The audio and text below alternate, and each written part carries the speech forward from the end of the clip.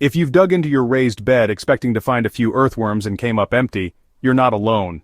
Earthworms are vital to soil health, yet many gardeners are surprised when their beds seem lifeless underneath the surface.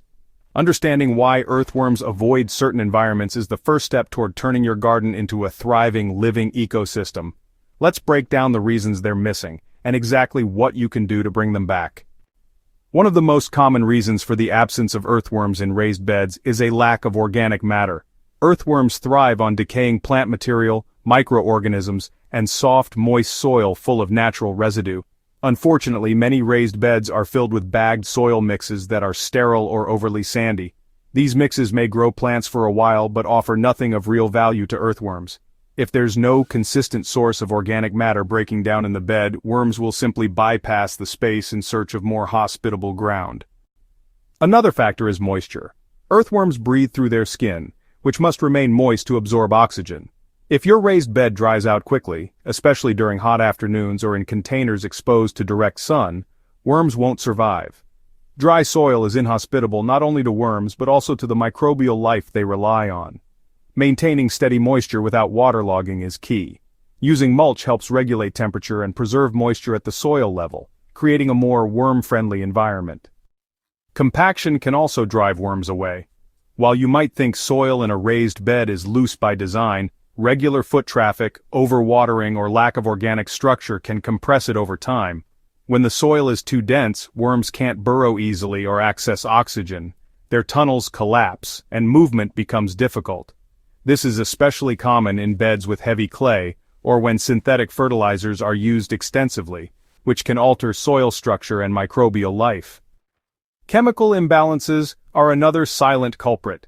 Earthworms are highly sensitive to synthetic pesticides, herbicides, and chemical fertilizers. If you've treated your raised bed with products meant to fix plant problems, you may have unintentionally created a hostile environment for worms. High-salt fertilizers especially are damaging, as they dehydrate worms and disrupt microbial balance. Even residues from treated wood used in raised bed construction can leach chemicals that deter worm activity. So how do you bring worms back? Start by feeding the soil, not just the plants. Incorporate aged compost, rotting leaves, shredded paper, and untreated plant residues into the top few inches of soil.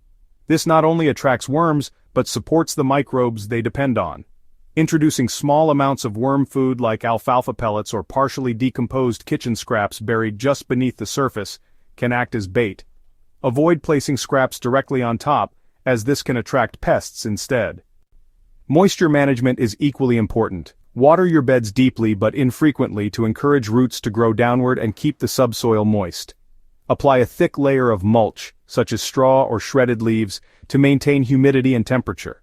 This surface layer also provides a slow feed for decomposers, including earthworms, as it breaks down over time.